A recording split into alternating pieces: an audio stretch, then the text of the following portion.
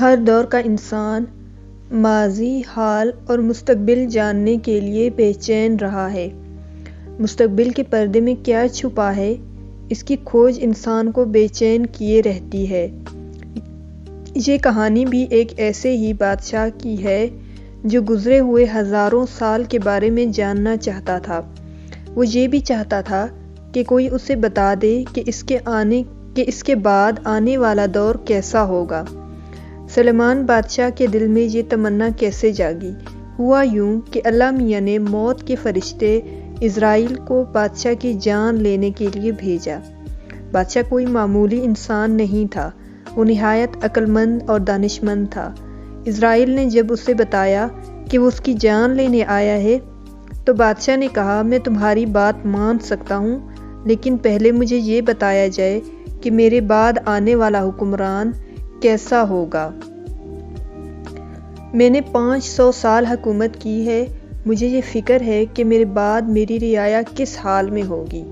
عزرائیل نے واپس جا کر جب یہ بات اللہ میاں سے کہی تو اللہ تعالیٰ نے کہا، چلو ہم بادشاہ کو 40 دن کی مہلت دیتے ہیں، لیکن تم اس سے جا کر کہو کہ ان 40 دنوں میں وہ یہ معلوم کرے کہ ماضی میں دنیا کیسی تھی۔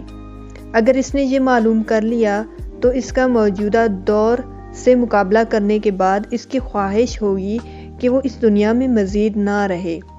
عزرائیل نے واپس آ کر بادشاہ کو اللہ میاں کا پیغام پہنچا دیا۔ بادشاہ نے اپنے مشیروں سے پوچھا، دنیا میں کس جانور نے سب سے لمبی عمر پائی ہے؟ مشیروں نے کہا کہ وہ سفید گدھ جو ایک بابا کے نام سے مشہور ہے، دنیا کا سب سے پرانا پرندہ ہے۔ بادشاہ اس سفید گدھ کے پاس گیا اور کہا، میں دنیا میں 500 سال سے حکومت کر رہا ہوں، اب مجھے صرف 40 دن کی زندگی اور ملی ہے، مجھے بتاؤ کہ ماضی میں یہ دنیا کیسی تھی؟ گدھ نے کہا، میری عمر تو صرف 1500 سال ہے، بہتر ہے کہ تم اس پہاڑ کی دوسری جانب رہنے والے میرے بھائی سے مل لو جو 2000 سال سے زندہ ہے۔ بادشاہ پہاڑی کی دوسری طرف جا کر اس بوڑھے گدھ سے ملا۔ گدھ نے کہا، میں تمہیں اپنے تجربات بتاتا ہوں۔ ہمارے علاقے میں ایک دفعہ بہت شدید برف باری ہوئی، کھانے پینے کی تمام چیزیں برف کے نیچے دب گئی، مجھے کئی دن تک کھانے کو کچھ نہ ملا تو بھوک سے نڈھال ہو گیا۔ خوراک کی تلاش میں ادھر ادھر پھر رہا تھا کہ سونے کا ایک مینار نظر آیا۔ میں مینار کے اوپر بیٹھ گیا، میری نظر مینار سے نیچے پڑی تو دیکھا لوگ نماز پڑھنے میں مصروف ہیں۔ پہلی قطار میں سفید داڑھیوں والے لوگ بیٹھے ہیں، دوسری قطار میں جو لوگ تھے ان کی داڑھیاں کالی تھی اور سب سے پچھلے والے کلین شیو تھے۔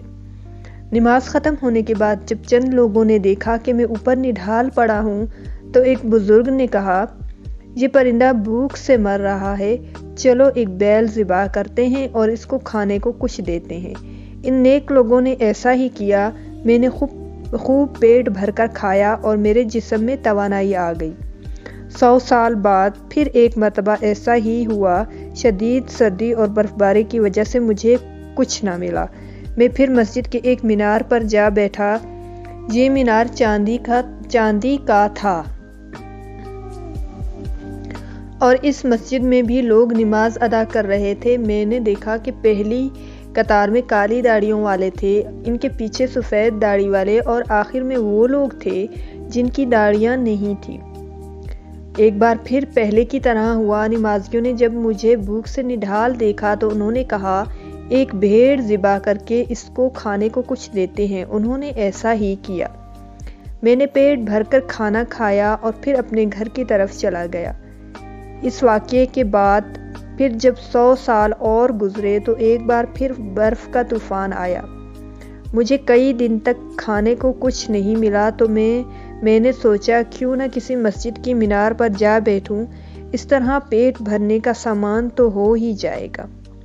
اس بار جب میں مسجد کی مینار پر جا کر بیٹھا تو مجھے پتہ چلا کہ یہ مینار تو سونے کا نہیں ہے نہ چاندی کا ہے، بلکہ یہ تانبے کا بنا ہوا ہے۔ اب جو لوگ مسجد میں نماز پڑھ رہے تھے ان میں سے بغیر داڑھیوں والے سب سے آگے تھے، اس کے پیچھے سیاہ داڑھیوں والے تھے اور سب سے پیچھے سفید داڑھیوں والوں کو جگہ ملی تھی۔ میں اب بھی پر امید تھا کہ شاید کھانے کو کچھ مل جائے۔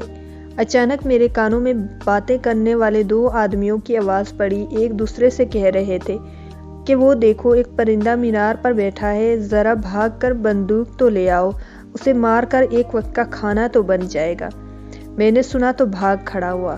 گدھ نے بادشاہ سے کہا، دنیا روز بروز زوال کی طرف گامزن ہوتی جا رہی ہے، تہذیب و تمدن مٹ گیا ہے، لوگوں کے دل چھوٹے ہو گئے ہیں، خود غرضی اور لالچ میں اضافہ ہو گیا ہے، لوگ خیرات دینے میں بھی کنجوسی کرتے ہیں، اور نہ تو حیوانوں کی قدر ہے اور نہ ہی انسانوں کی قدر۔ تمہارا کیا خیال ہے کہ ان حالات میں تمہارے بعد آنے والے حکمران متقی ہوں گے یا پارسا ہوں گے؟ بادشاہ کی سمجھ میں یہ بات آ گئی کہ آنے والا وقت گزرے ہوئے زمانے کے مقابلے میں تکلیف دہ ہی ہوگا، اس لیے دنیا میں مزید رہنے کا کوئی فائدہ نہیں۔